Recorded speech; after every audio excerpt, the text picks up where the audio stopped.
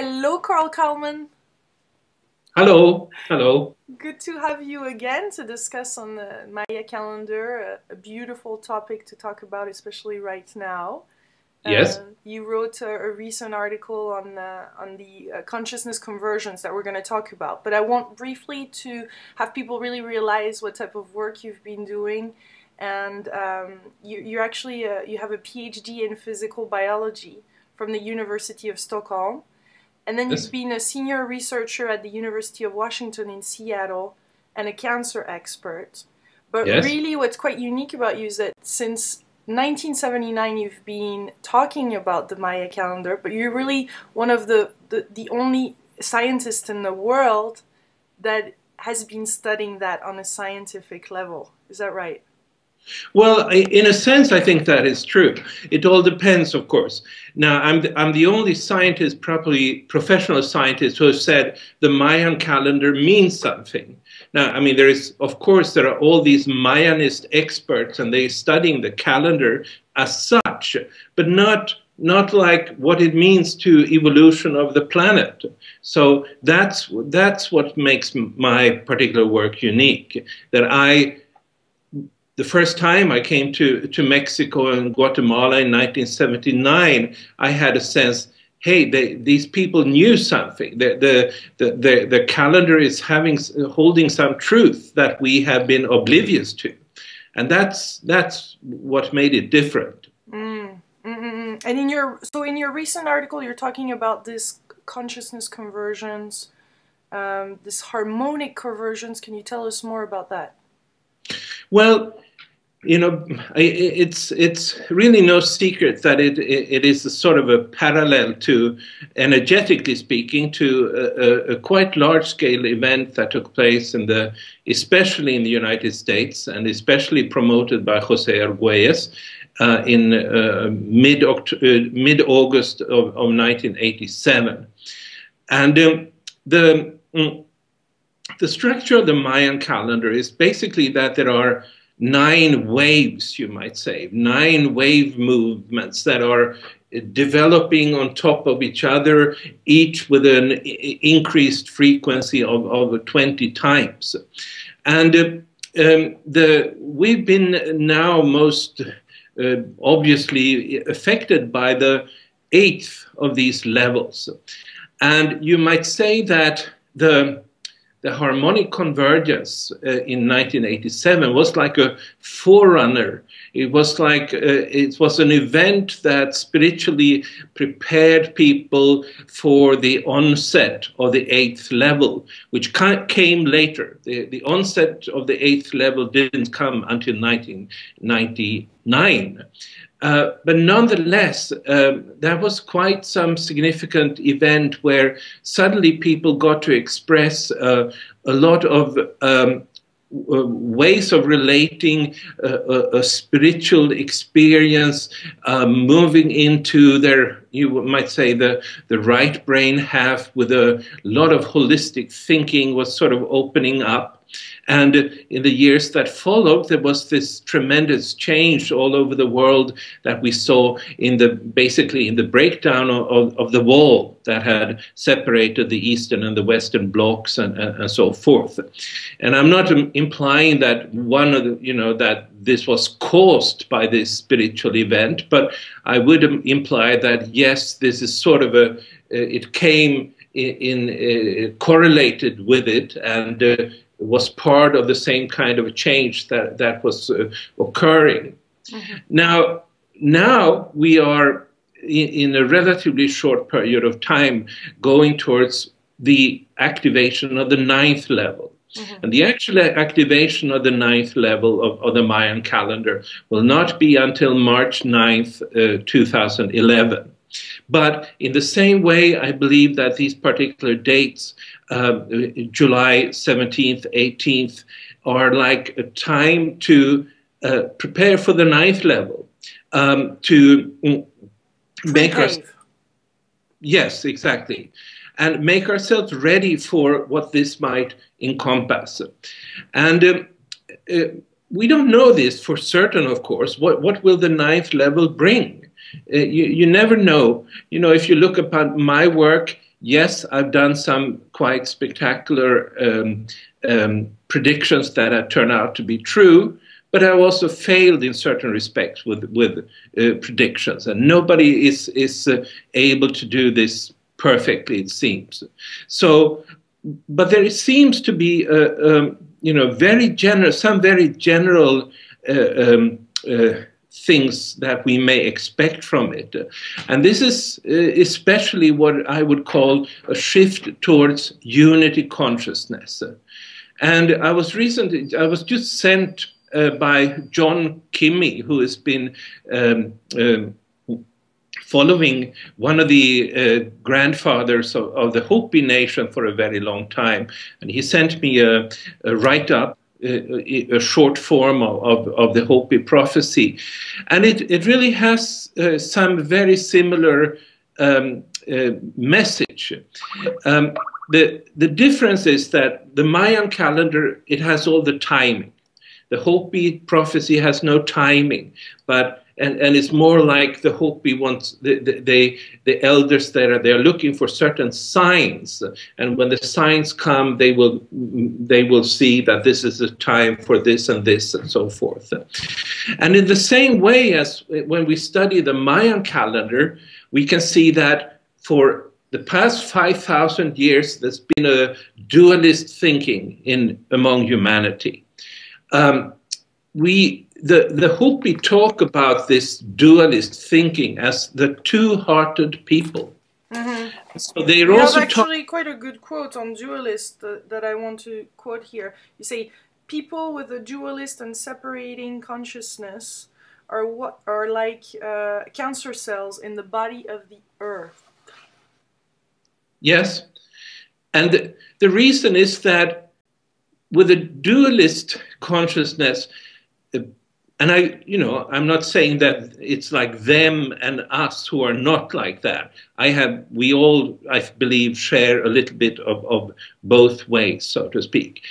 I don't think anybody today can say that they're completely above that kind of thing. Nonetheless, there are degrees and differences among people. And if you have a dualist thinking, you are operating pretty much like it's all about you, because you experience yourself so much as a separate individual, as somebody whose interests are separate from the rest of creation. And once that kind of a mentality is in the current time, I think is very harmful to the planet, the consequences of this. And so to go back to the Hopi prophecy, they're talking about this time again when the one-hearted people will come back. And then, as so many people have heard, the Hopi say, we are the ones we have been waiting for. And in other words, there's really no one to wait for except for ourselves, and our own transformation and our own transition to becoming these one-hearted people. And we don't know how exactly how to do this, but I think there is one thing we know, and this is really that without a strong intention to have it brought about, it will not happen. It's, I'm sure you're familiar with this so-called law of attraction, mm-hmm. that, if you have, and a lot of the people listening are also familiar with this, if you are looking for something, you have to be open to receive it, so to speak. It has to be in you, otherwise it won't come, basically. So like the law of attraction, you're saying you have to see that within you. Yes, if you don't have an intention to be something or do something or have something, if you don't have that, you're not likely to have it or be it or do it. And I think it's the same thing with unity consciousness. And if we don't have that intention it is what reasons would we have to expect that it would happen? And but I also think that it's these kind of what we are wanting to attract and what we may create at any given time in the history of the cosmos is something that to a large extent is defined by the different frames of consciousness of the Mayan calendar. So there has been times when it has been very, very appropriate to be like a dualist person, because there has been good sides to that, you might say. It certainly has been part of the creation scheme. But I think now, with the ninth level coming up, with the ninth wave, this is really the time for the unity consciousness. And so this is the time when we should prepare for that, and we should set the intention to manifest it. And so that's the basic idea about this event, July 17th, 18th. So what is there, we'll talk particularly about the preparation, but what is there for people to expect? Like, a lot of people feel it on an intuitive level, but what is there to expect from this ninth wave? Why do we need to prepare for it? Well, I think whatever comes out of a unity consciousness, that is what we need that we should expect, and this is what we need to prepare for. But I don't think anybody has the answers as to exactly how this will manifest. Mm-hmm. And it's not in our power to tell somebody else either, maybe, this is what you should do to get there. Mm-hmm. But what is in our power is the power to intend, to say that this is that I intend to manifest. And so it is sort of an intention-setting event that we are planning here and working with. And so that's why you're saying that really we have to not personalize the Maya calendar, but the Maya calendar is us. Can you comment on that? Well, I think I said the Mayan calendar is about you. And yes, I want to comment on that, because in recent times there's been sort of an overflow of discussions about the Mayan calendar, where people are talking about things that they think will happen. And they talk about it as if it was unrelated to themselves, as if it was unrelated to the kind of intentions that they have, the kind of desires for the future that they themselves have, and so forth.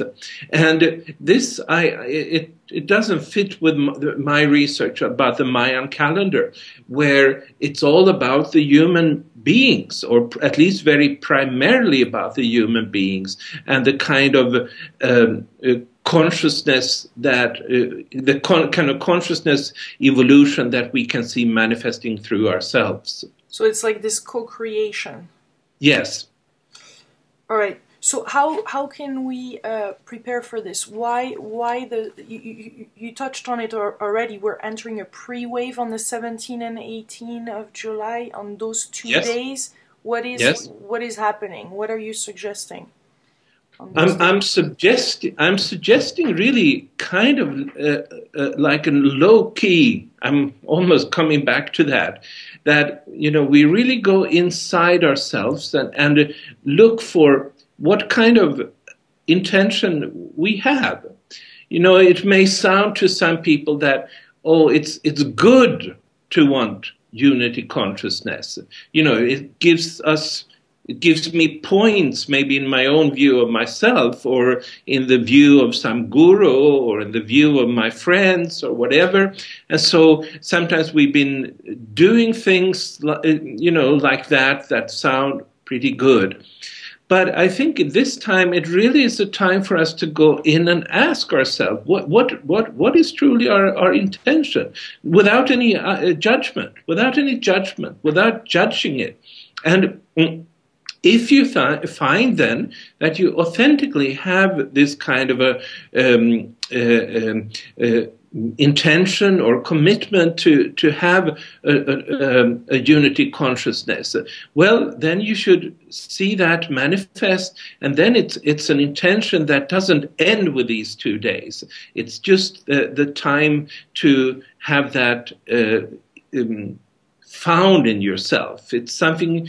Do you see what I'm saying? I'm really looking for us to go inside and authentically see what is there, and to do this on a collective scale, because there are people, as I mentioned in my article, and I would expect you have experienced experiences of unity with everything, and so have I. But to some extent we go back, and these become like our own individual experiences. But I think really what will be needed to be prepared for the 9th wave is some kind of recognition of a more collective or more universally held shared intention to truly have this happen. So you're really calling people all around the world to intentionally on the 17 and 18 maybe go on a retreat or spend some time in nature, or really think about all this and yes. and their place, not their place, but I guess feel the connection and feel this oneness, or at least think about it during those 2 days. Yes, yes. So we have to mark our calendar, 17 yes. and 18 of July. Yes, it just happens to be on a weekend, and I saw that. Yes. So it's quite handy. And so, what can you tell us? What's going on after, once the calendar is done? Are you out of job? Yes, that's the only realistic expectation. I don't know. Somebody told me that. Hey, you only have two more years or something like that. And and I don't know what my chances are to find something new. I don't know. What's going on in the Maya's perspective after that? Well, I can't speak from the Maya. In the sense that it depends on what you mean by the Maya here, really.